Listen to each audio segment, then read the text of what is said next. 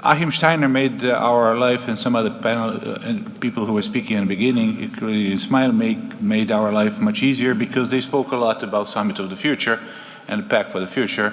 That was topic of our panel. Before turning the floor to Rebeca Grynspan, Secretary General of UNCTAD, I just want to give you a few elements of what was happening, which I was asking Achim to talk a little bit about it, but he has official role in UN and he cannot say all those things so easily. I just want to give you an idea about what happened in the last 10 days. After more than 9 months and 3 revisions of the Pact of the Future, we had the final text, which was on silent procedure 15 days ago. And one day I woke up and I got a memo that silent procedure is broken by almost everyone. Because out of, to be more precise, out of 60 paragraphs, actions, activities in the Pact of the Future that was agreed and put on silent procedure 10 days before the heads of the states and governments walked in. Out of 60 activities, 53 were amended, okay? 7 that were not touched. It was very encouraging because 3 of them were talking about reform of Security Council.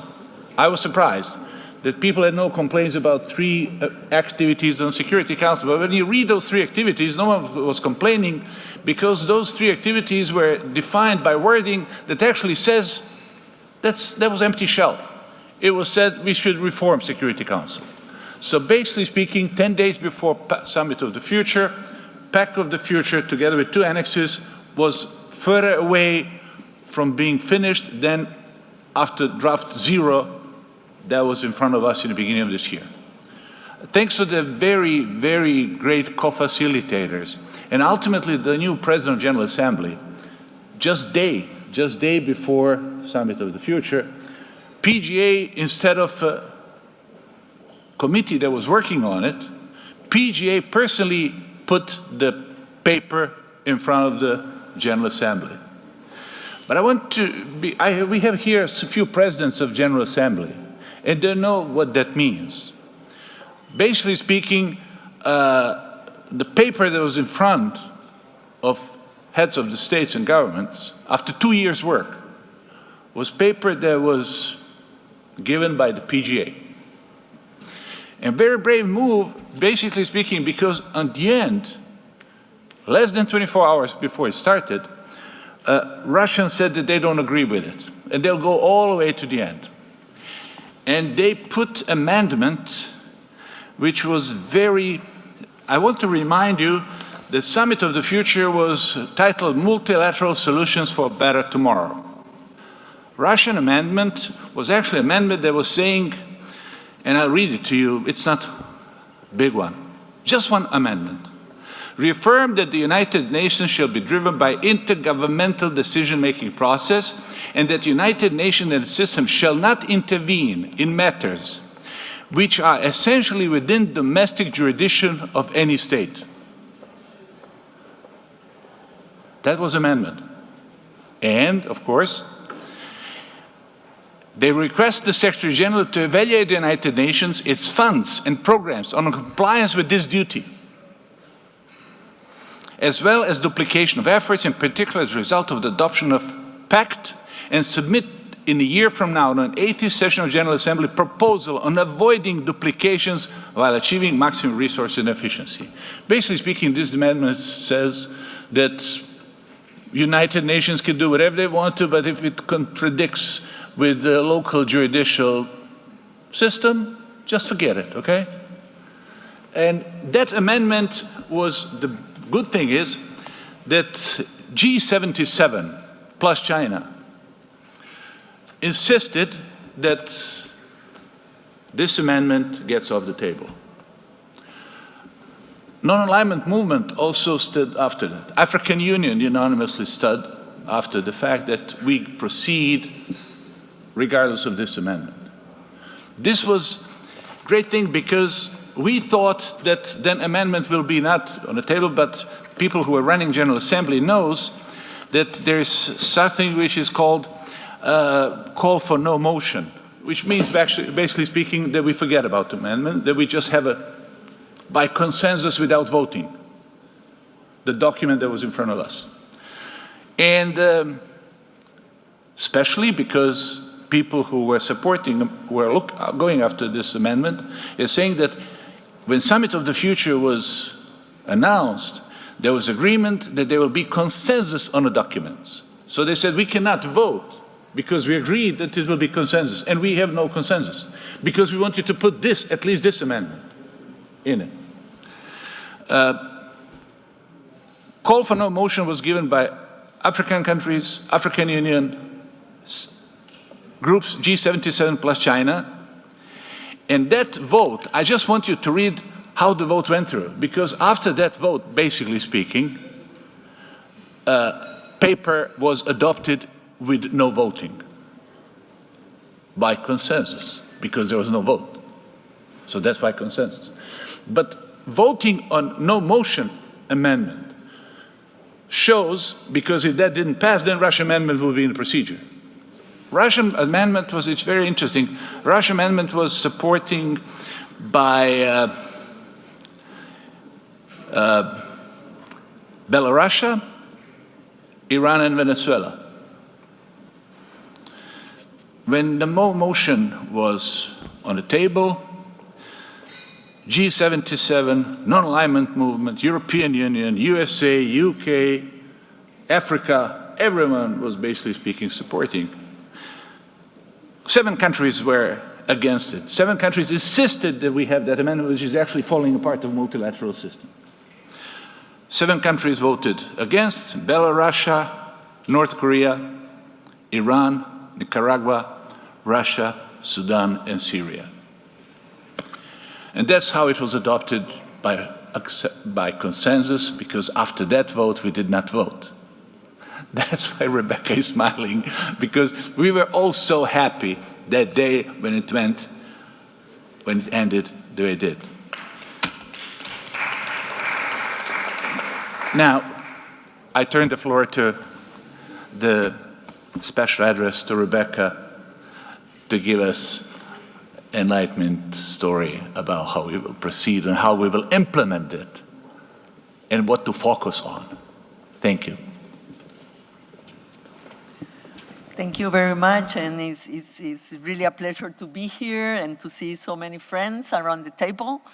And thank you very much for that introduction. I think that it was a bit of drama, probably good for the journalist, but a good day in terms that we adopted. In fact, we adopted 3 documents that were embedded in the Pact of the Future. The Pact of the main body of the Pact of the Future itself, the Global Digital Compact, and the Declaration for Future Generations. And maybe it's important to emphasize that many of the themes that were like a no-go, that there was no dialogue about, that were like taboo 2 years ago, were opened up in the Pact of the Future. One was the reform of the Security Council that many referred to and were open to discuss, but 2 years ago nobody wanted to open up, not even the chapter, to start in the intergovernmental process to discuss it. Second, it was the whole peace architecture. Not only the Security Council, but the strengthening of the Peace-Building Commission, of the preventive part of peace and security, including the emergency platform that the Secretary General will have to call for. The third was the voice of the UN, a renewed voice of the UN in the economic field, in the discussion of the Bretton Woods institutions, on the governance of the Bretton Woods institutions. Obviously, the UN cannot take a decision for the IMF or for the World Bank, but the push for reform that they are now considering and saying they are going to embrace in terms of a process is a very important step forward. It was the reform of the multilateral development banks as a network to scale up financing for the developing world. And I don't know if you have heard this number, but the truth is that the international financial system is too small for the challenges that we face. Just for you to have one indicator, the World Bank is today 1/5 to the global economy than it was in the 60s, 1/5. And we have more challenges than we did then because the climate challenge is on top of everything. So the call for a scale-up of the multilateral development banks, the crowd-in of the private sector finance was a very important part of this, together with a call on the IMF for a universal safety net system for the countries that have to face shocks, and a process calling the IMF to start a process for a new debt architecture that will be a stable and permanent mechanism for the restructuring of the debt of the countries. Let me say that when we started this discussion, the first thing that we heard is, we are not in a debt crisis. And we don't want to talk about a debt crisis. Really, this is true. Why? Because, and you will hear the phrase, we are not in a HIPIC moment. Going back to the HIPIC initiative at the beginning at the end of the 90s. So we are not in a HIPIC moment. So what we did is to give evidence and data. And we started to say, we are not in a debt crisis because the markets are not in crisis. But the people are. People are suffering even if the markets are not. And then we turn the discussion on the fact that we are maybe not in a debt crisis for the market, but we are in a development crisis for the people. There are right now 3.3 billion people that live in countries that spend more in servicing the debt than on education or health. If this is more than 40% of humanity, yes? So if we don't invest in health or education, how is it that we are going to comply with the SDGs? In a study that we made in UNCTAD, trying to look at the synergies between the SDGs, yes? What are the SDGs that if you invest on, will unleash the most potential and the most non-linear path to get to the SDGs? And the result is not a strange result. We have said this many times before. It's just once again. It's education and gender equality. Those are the two that unleashes the most synergies around the SDGs. But again, I think that bringing back the voice of the UN to the discussion of the economy in a serious way, in a constructive way, to build, to strengthen the Bretton Woods system, not to weaken it. The other part in the economy framework is that trade came back. Trade was out of the discussion during Addis Ababa, for example. So going towards the financing for development in next year, it was important again to talk about the enablers, yes? About trade, about technology, obviously about financing as they have been established also. The last part that I think that is very important in the Pact of the Future, and I want to bring to your attention, is the global digital compact. And I suppose that I saw Doreen going out, so I suppose that you spoke about this. But the discussion centered around the establishment of the scientific body about AI. And this, in a way, was an important discussion, and at the end gave the possibility to the SG to establish the office and the body for the scientific discussion on AI. Here, maybe the only comment that I want to make is that, if we remember how we started the climate change agenda in Rio, part of the things that happened afterwards was the establishment of the scientific body for climate change. Yes, the UN scientific climate change body. If you think about that, where was the knowledge at that time about climate change? It was in the private sector, or it was in the academic world. So what this did is to bring the best minds about climate change to think about a public good, to think about this in a way that will benefit everybody. And I think that this time with AI is something similar.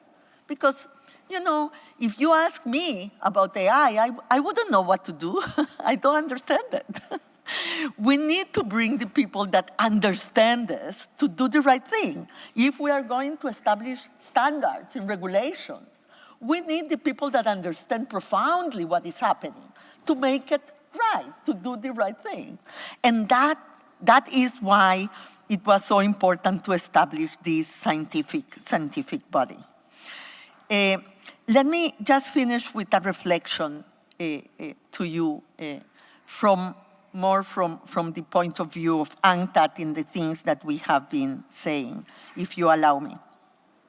But let me say that I really believe that the Pact of the Future was able to overcome the North-South division. And Africa, as was said by the ambassador, played a very central role in having a constructive voice and defending the multilateral system and the Pact of the Future in this occasion. And I think that we have to praise them for everything that they did. All the countries, with very few exceptions, were very constructive, but I think that Africa deserves a special mention. So my last point is that in this world, we talk a lot about multipolarity. And I always say that multipolarity is a fact. It's not a choice. What is a choice is multilateralism, yes? Is if we will go on a path of a multipolar world without multilateralism, that means fragmentation. Or if we will go on the path of a multipolar world with multilateralism that embodies the opportunity, the possibility of decentralized power and decentralized economic power, is what I call polyglobalization. We are away from the first stage of globalization that was hyper-globalization. Now we are in a multipolar world, and polyglobalization can embed the promise of more inclusive globalization. And I think that we need to do whatever it takes to really make the digital revolution, the energy transition revolution, the climate transformation, a possibility for the developing countries to really participate in a much inclusive way in the global economy. Right now, growth is low, debt is high, investment is weak, and trade is at risk. So if we don't turn the page on these 4 factors, that is what will allow the developing countries to have an opportunity to participate in a better foot in the global economy. We won't be able to have a just climate transition, and we won't be able to have a more stable world, more peaceful, because, you know, poverty and peace cannot coexist forever. We need to really open the opportunities. And we know how to do it because, you know, there are solutions out there, but the financing and the political will to really take the right choices is what we need right now, and the Pact of the Future opens that opportunity. Thank you.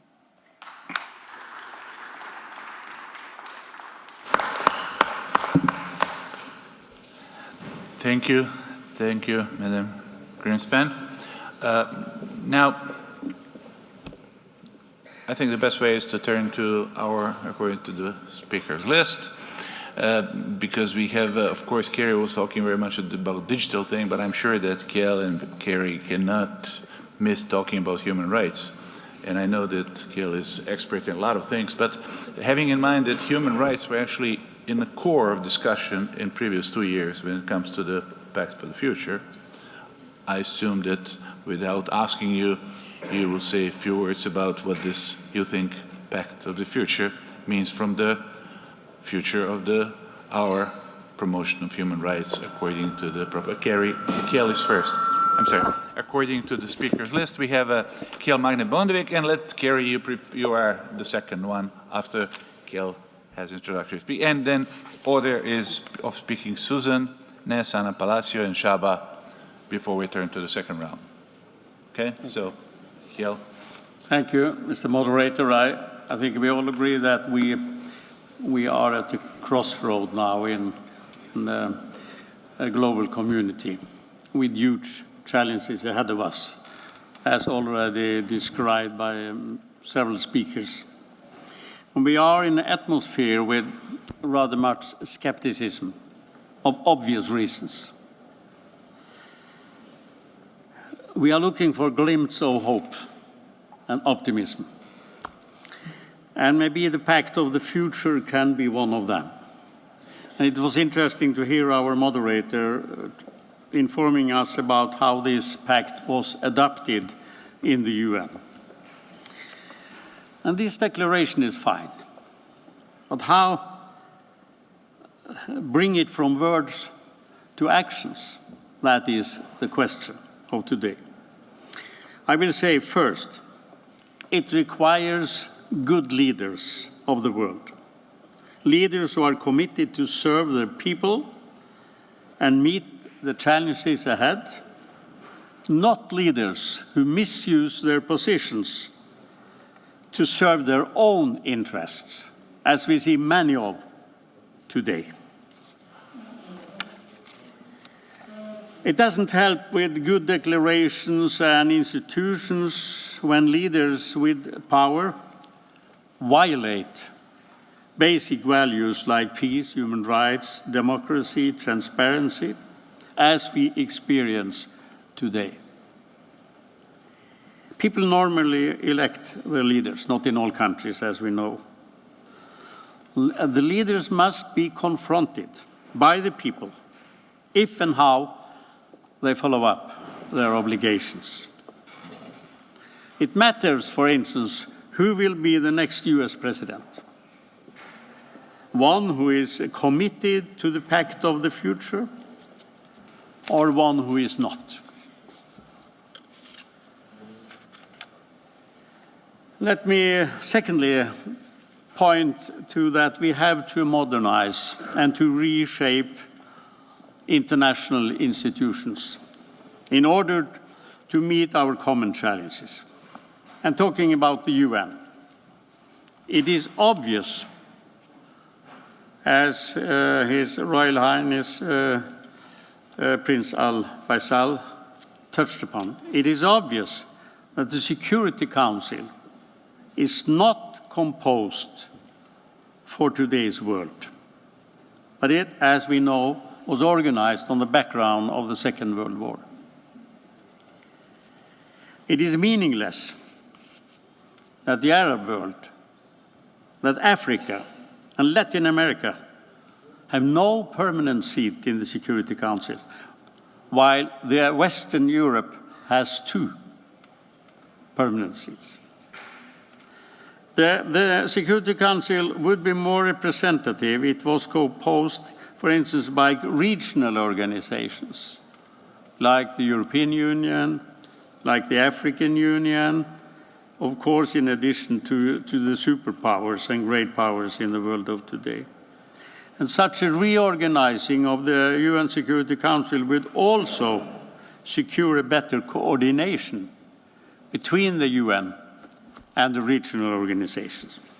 But we know, all of us, how difficult it is to get a reform of obvious reasons, but we must not give up. Because this is, in my view, a main challenge and a matter of difficulties in the world of today. So some few words about the COP29. As already said, we need COPs to set the ambitions and the goals. And in this case, with regard to climate action. But again, the main challenge is, of course, the follow-up. What will be agreed upon in Baku? So at Baku summit, we must also discuss how to make more efficient mechanisms for reporting and controlling every individual country's duties to implement the COP29. Let me end up by saying that we are here. We believe in dialogue as the main means to meet the challenges ahead. Some are saying that dialogue is a naive approach. I say it is the only way different from confrontation and conflicts. It must be a dialogue between the governments, civil societies, the private sector. And the Nizami Ganjavi Center, the framework for this meeting, is based on the belief in dialogue. We know that we will not take any step forward without. My last word, my last point. We can only meet the challenges ahead of us if we are committed to multilateralism, not unilateralism, as we see several world leaders prefer today. That is maybe the main challenge ahead of us, Mr. Moderator. If more and more leaders and countries move towards unilateralism instead of multilateralism, we will fail, and it will be a disaster. So let us stand up for multilateralism as the only meaningful approach to meet the challenges ahead of us. Thank you.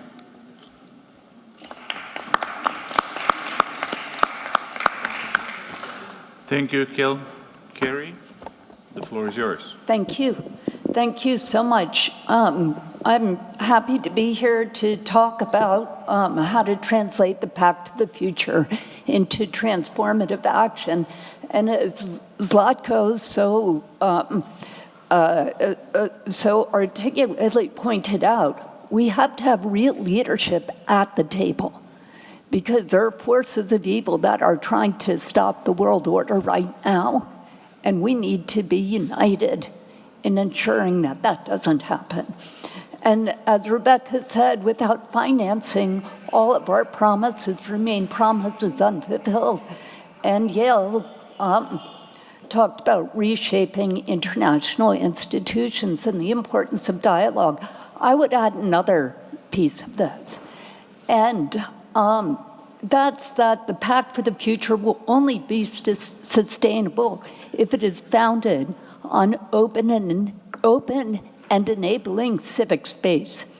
Civic space is the environment that enables civil society to play a role in all society's political, economic, and social life. In particular, civic space allows individuals and groups to contribute to policymaking that affects their communities and to dissent and criticize those institutions and those leading them without fear of persecution. Senator Robert Kennedy addressed civic space in Cape Town, South Africa in 1966. He said the first element of the individual liberty is the freedom of speech, the right to express and communicate ideas, to set oneself apart from the dumb beasts of the field and forest, the right to recall governments to their duties and obligations, above all, the right to affirm one's membership and allegiance to the body politic, to society, to the men and women with whom we share our land, our heritage, and our children's future. Hand in hand with freedom of speech goes the power to be heard, to share in the decisions of government which shape our lives. Everything that makes our lives worthwhile, family, work, education, a place to rear one's children, and a place to rest one's head, all this depends on the decisions of government. All can be swept away by a government which does not heed the demands of its people, and I mean all its people. Therefore, the essential humanity of man can be protected and preserved only where the government must answer not just to the wealthy, not just to those of a particular religion, not just to those of a particular race, but to all the people. We are not currently doing well as a global community ensuring that an adequate environment for public participation exists. In fact, in the past 5 years, there has been an acute rise in the closing of civic space around the globe.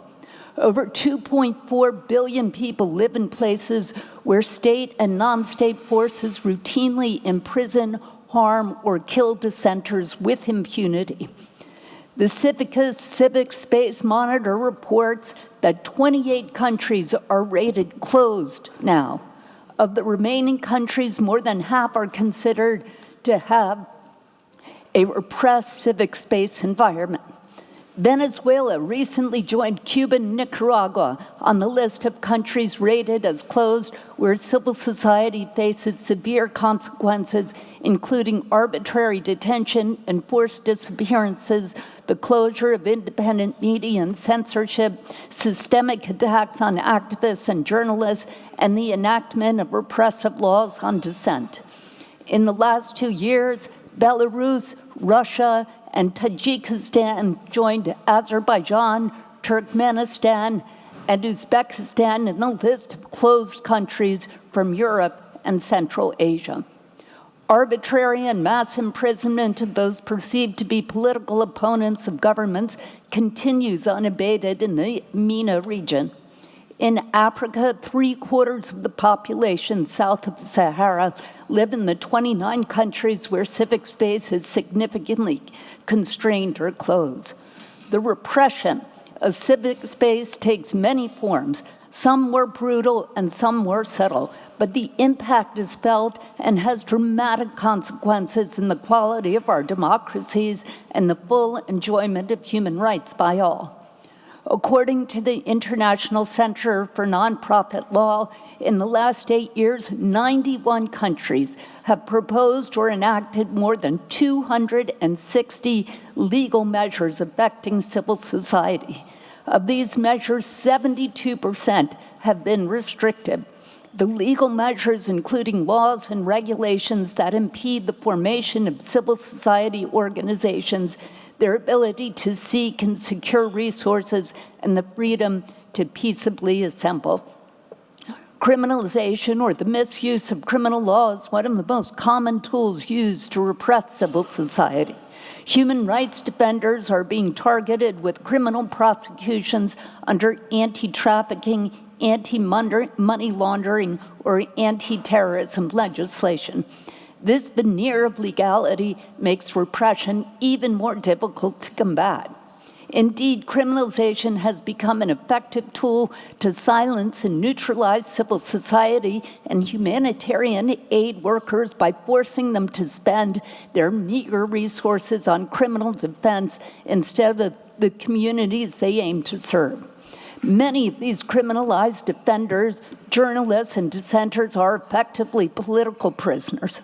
According to the U.S. Department of State, there is an estimated 1 million political prisoners around the world today. 1 million. Among them are individuals held unjustly for exercising human rights and fundamental freedoms, or detained because of their race, religion, ethnicity, or who they love. Despite all this, we continue to hold important international meetings in repressive countries without demanding change, and states welcome each other in key spaces such as the UN Human Rights Council with complete disregard to their human rights records. In fact, of the 47 member states of the UN Human Rights Council, 6 are considered closed countries, and more than half have a civic space environment ranging from closed to obstructed. In some countries, governments and non-state actors, often acting with impunity, have further undermined civic space with stigmatizing rhetorics, threats, harassment, and attacks against civil society and its representatives. They label civil society actors that seek to protect the environment as anti-development, or women and LGBT rights organizations as seeking to impose gender ideology. And peaceful protest, which remains one of the most basic human rights, and vehicles for the population to demand action from governments to addressing their grievances in a world hit by rising inequalities and dire socioeconomic situation, is more restricted than it ever has been. But civic space is not restricted only at the national level. Access to multilateral spaces, including at the UN and regional levels, is also under attack, and reprisals against those that engage with human rights mechanisms is also extremely high. I'll just say that, I can go on and on and on.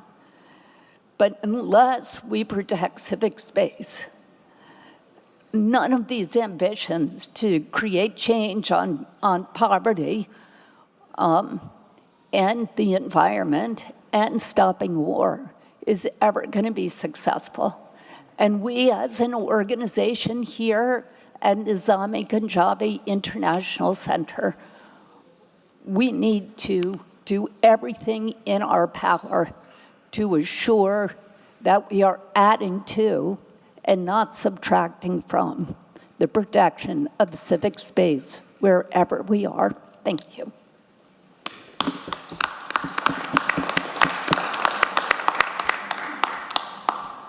Thank you, Kerry. I mean, there is Action 7 that was under very big debate.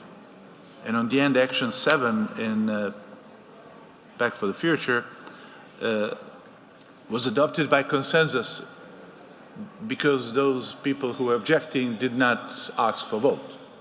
So that's on the end, it was voted by, it was adopted by consensus. I have to be, as I mentioned, I just want to say that the big debates were going about human rights and about financing,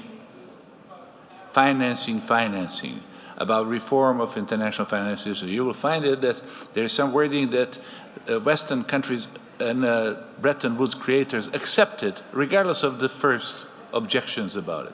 But at the same time, some countries that were not so enthusiastic about human rights accepted also the wording, because part of human rights was right for development and right to narrowing the gap in between developing and developed countries as part of overall package of human rights. In that respect, I think that this was way forward. Having said so, I'm sure that now we are moving to a little bit different topic. We go back again to the digital topic. So, Susan Ness, the floor is yours. Thank you. I have a sign in my office that reads, "If it weren't for the last minute, a lot of things wouldn't get done." That could have been the motto for the Summit of the Future. The final text of the Pact for the Future appeared just days before the Sunday summit. The overwhelming approval of the document on Sunday is a tribute to the vision and hard work of Secretary General Guterres. While there's much to discuss in the Pact, I'd like to focus attention on the Global Digital Compact and the vital role that multi-stakeholders in governance play in governance of the digital ecosystem. 3 years ago, the UN Secretary General proposed a Global Digital Compact as an annex to the Pact for the Future. Like the Pact for the Future, the GDC has much to commend it. The GDC outlines important high-level objectives, principles, commitments, and actions for using digital technologies to accelerate progress on the Sustainable Development Goals. It commits to ensuring the digital concerns of marginalized societies are heard and acted upon. It commits to removing legal, social, and economic barriers to women and girls. It reaffirms that digital cooperation rests on the foundation of international law, including human rights law, essential to restore the trust in the UN system. And importantly, it recognizes the crucial role that multi-stakeholders play in digital governance. So why does the multi-stakeholder model matter? Almost 2 decades ago, the UN created the Internet Governance Forum to serve as a unique venue for discussion of Internet policy. Building from the bottom up, the IGF brings together on an equal footing civil society, technical bodies, industry, academia, regional organizations, and governments to collectively imagine, debate, and shape Internet policy and to offer practical solutions. While not perfect, the multi-stakeholder model of Internet governance remains the best approach for managing global digital technologies in an inclusive and adaptive way. Having a variety of people who understand not just the theoretical policy, but how a system actually operates can help avoid unworkable decisions. Best practices are best derived from that experience. Multi-stakeholder models generally can adapt more rapidly to changing circumstances than traditional intergovernmental processes. They also tend to be more transparent.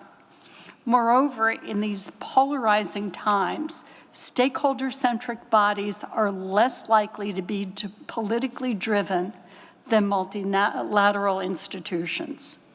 They're better at preserving the open and globally interconnected nature of the Internet, which risks being splintered as nations seek to assert greater control over their domestic Internet spaces.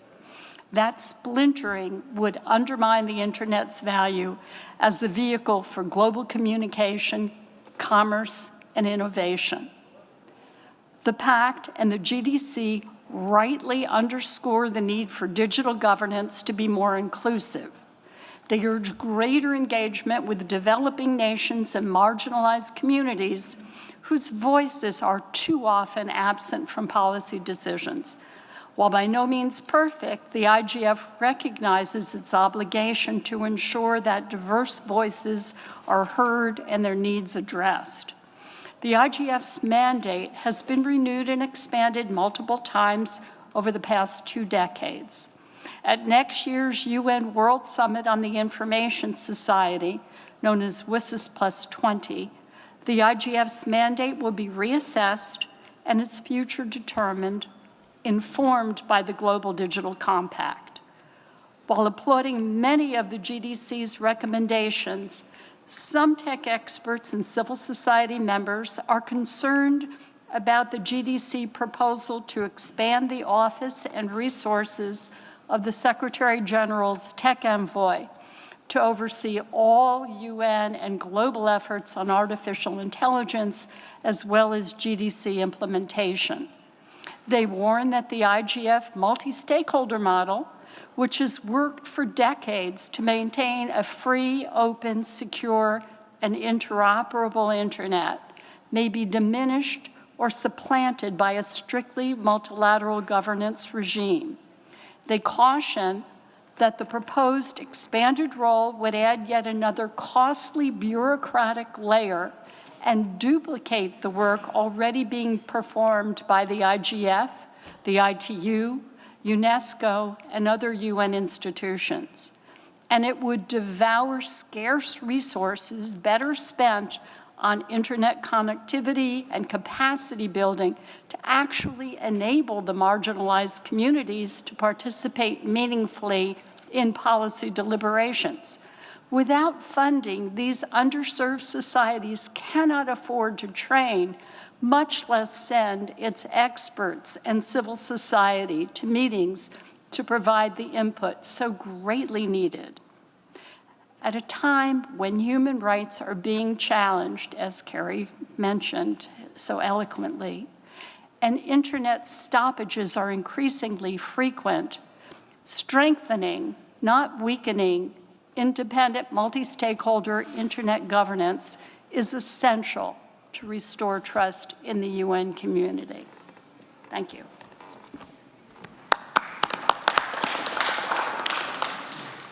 I turn the floor to dear friend Csaba. Thank you. So, oh, I'm sorry, Anna, I'm sorry, no, I'm sorry, no, Anna, my mistake. Oh, don't go you back and forth. Anna, it's you. You were ready, Well, Csaba was not thank ready you. anyway. He's nice. He can always jump in. I mean, whenever you Yeah, call him on whatever topic, he'll jump in. But I was wrong. It's your turn. Thank you. I will concentrate my remarks on a reflection that is originated by your own remarks, Mr. Moderator, and by the remarks of Rebeca Grynspan. It is clear that the world is at a mutation point, at a just hinge point, and that we have risks, and really we must be concerned from the nuclear risk that is coming to wars. We have seen Ismail reminded us that it's not just Gaza and Ukraine, that there are 50 wars all over the world. And yet, this declaration represents drive, represents hope, represents the willingness and the force. And it reminds me the origins of all this exercise. Frankly, there are three cornerstones to where we are now. I mean, where we are now, no, because the situation has just deteriorated, but what was the architecture, the multilateral, this idea of multilateralism that Rebeca Grynspan said, multipolarity is here, multilateralism is what we have to recover, to revamp, and to adapt. When the Atlantic Charter was signed by Roosevelt and Churchill, it was August 1941. We Europeans, we know that Hitler was all over Europe. It was not at all clear in those days of August what would be the outcome of the war. And yet, they launched this short declaration where you see the vision of a world where men and women would be free from fear and want, where victors and vanquished would collaborate together, and where in the end, through prosperity that is seen as a necessity, which is today our challenge, prosperity through collaboration, and we would get to peace. That is the issue.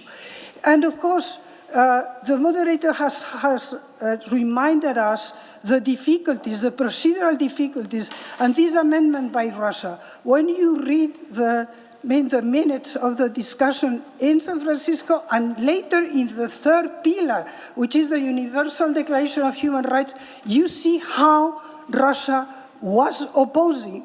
Not China. Of course, China then was the nationalist Chiang Kai-shek, but in Eleanor Roosevelt memoirs, there is several passages. One that just refers to Dr. Chen, that is a representative, the Chinese representative, that just reminds all of us that we have to open up to Confucianism, and we have to take into account what is not just the individual, but the collective.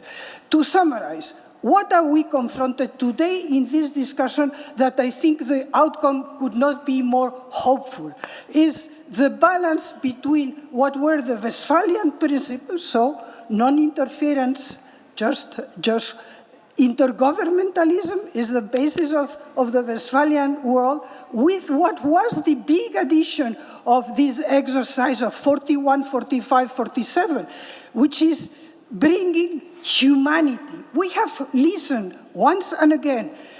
We cannot just make abstraction of what was going on and what happened in the Holocaust. That is at the origin of this reflection, that of the sanctity of the human being, and that this is a collective endeavor. Of course, this doesn't mean that interference in internal affairs of a sovereign state is absolute. Not at all. And we have seen certain demonstrations when we had responsibility to protect and what happened in Libya on this responsibility to protect. But I think that what happened again is that Russia, the USSR in 45, just is against the system. China wants to adapt a system with principles, and in fact there is an influence of China in 45 and in the Declaration of Human Rights, and we are again confronted with that. So I think this is a major achievement. We need to go on this. If you allow me 2 minutes more, I will make a reflection as former General Counsel of the World Bank Group. I think that it's fantastic that the World Bank Group, Bretton Woods, and the institutions of Bretton Woods always want to take a separate stand from UN. We are not UN constellation. We are Bretton Woods. We have another treaty. We are Bretton Woods. But I think this is the easiest way to get in. And today at the World Bank Group board, you still have 5 European Union, 5, plus Switzerland, plus Great Britain. I mean, come on. Yes, the World Bank Group has started to adapt timidly, and now we have 3 Africans. But what we should go is into this and just give up having always an American there and a European at the helm of the IMF. And it can be done without changing, and this is the former General Counsel, without changing the Articles of Agreement. This can be done. You don't need a new conference. You can do that. My second comment, it's on COP.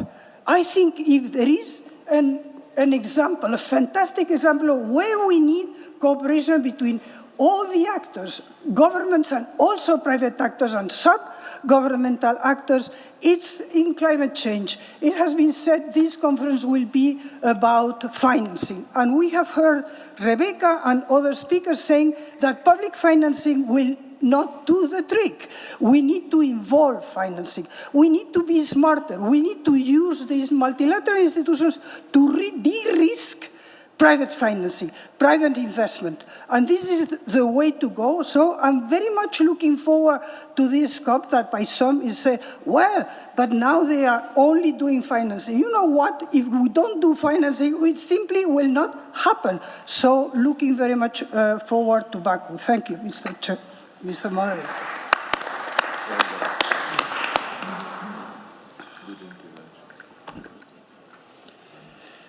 Thank you, Zlatko.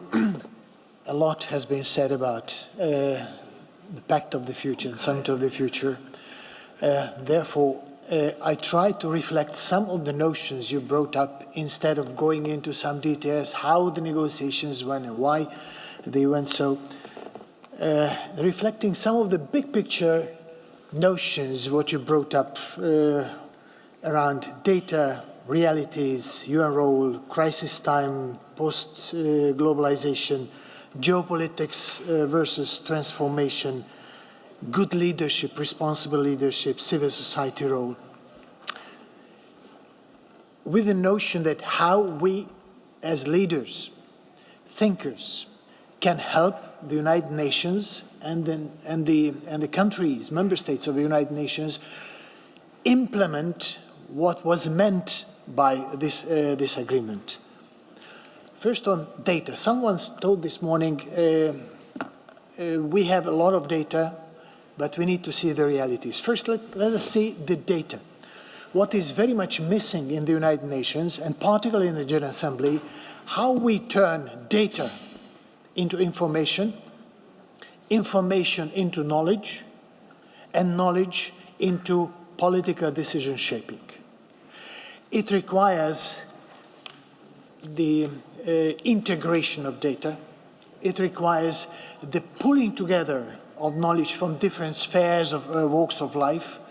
And it requires that the knowledge should be made available in the context and the language of the political decision making.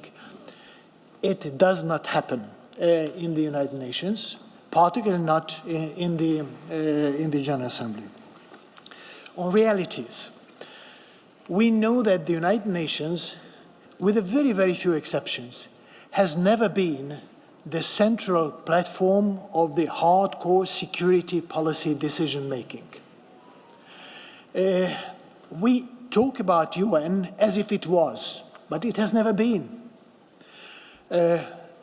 Decisions on hardcore big policy issues were done in different places. And the pre-cooked decisions came to the UN for more discussion, implementation, and sometimes rubber stamping. It's part of reality. But it's also part of reality that today we don't have those platforms. They either disappeared or they are idle, and we expect UN to step into that role and to play on behalf of those platforms that we don't see today. If we expect the UN all of a sudden to do this job, it might be frustrating because UN has not been created for that in reality. Crisis time. Yes, it was mentioned by many this morning that we have a multifaceted crisis, and I fully agree. It was mentioned that we have a post-globalization time in our era. But let's just think about for a moment that this crisis time has a dual nature. Geopolitical and crises stemming from the non-sustainable way of our operations. The geopolitical type of crisis probably will stay with us for this way or the other, this level or the other. But the real bad news that it has started overwriting our obligations of working together for fixing crises that are coming from the non-sustainable way of operations. If geopolitical zero-sum game mentality is overwriting our obligations of coming together on climate change, water crisis, biodiversity, and many others, then it will be not another zero-sum game, it will be a lose-lose game. It will be a negative-sum game.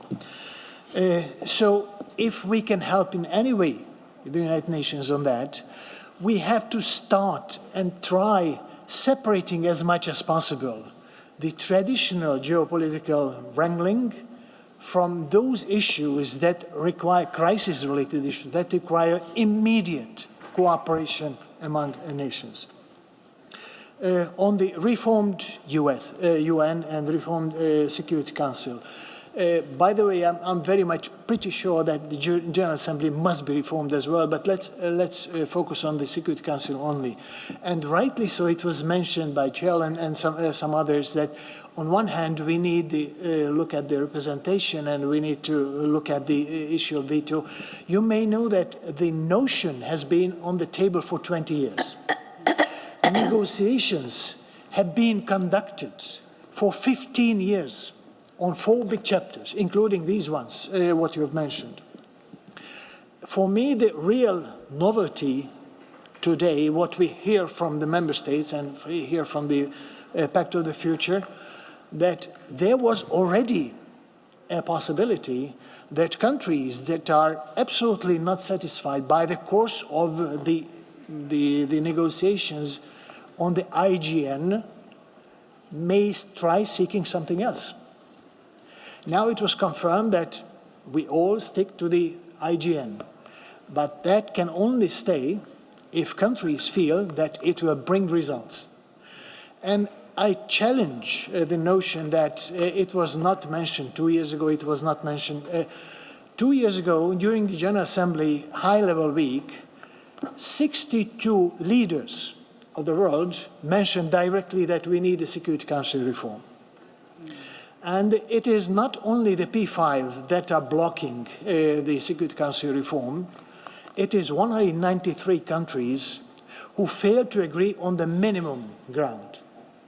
We created at least 5, 6 major groups fighting each other that prevented 193 countries to make any kind of proposal to the Security Council for the consideration. Yes, we need to reform the Security Council, and that means we need to change the Charter. It's a sacred cow. Everybody's afraid of it. Yes, I know. But if we really want to see a different Security Council, if we want to see a significantly improved United Nations, we need to change the Charter. Good leaders, responsible leadership. You might be right asking, do we have the really visionary leaders today who can drive our thinking, who can drive our negotiations, who can drive our actions to fare through the multifaceted crisis? We may have some, but maybe not enough.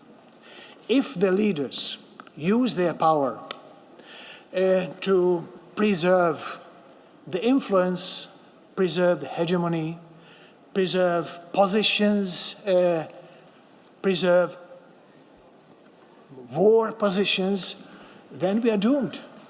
It's not going to change them. The world is not going to change. We may need different types of leaders as well. On the civil society, I fully agree that there are a lot of challenges ahead of NGOs, civil society actors, how to be part of the decision-shaping process. Believe me, me as a person who led many negotiations, multilateral negotiations, I had to sometimes throw the ball back to my friends at the NGOs. We need to see the further evolvement and further development of the NGO community itself to be able and capable to be part of the decision shaping. As long as we agreed that we need a systemic change in the UN and in the world, and we have organizations that have single issues and fight for those single issues without taking into consideration how the system is being interpreted and changed, then the access to decision shaping will always be very difficult. Last but not least, some kind of conclusions. So if we want to see the UN to be the ultimate decision-making forum in the world, we need to change the Charter, and we need to recreate those platforms that are missing today, which are not UN platforms, but very important for taking the hardcore security policy decisions. The second, as it was agreed now that UN should be a centerpiece, reform UN should be a centerpiece of the multilateral world, I fully agree. We definitely need multilateral approach in the world, but for that, we definitely need to reform the UN. Third, for that, we need charter change in the United Nations, and probably not the way that we create many new committees and many new councils in the United Nations. Let's return whether or not our present committees and present councils are still relevant. If not, then let's change them. Last but not least, there is a broad coincidence of interest between the US and China to see the system running.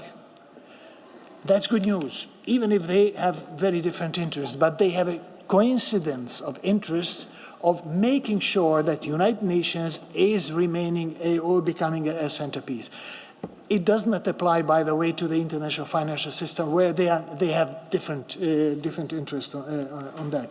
So let's build on that commonality of the US and Chinese interest by helping them creating more and more topics and projects of cooperation among these two nations. If they lead, the rest will have it easier to understand and to follow.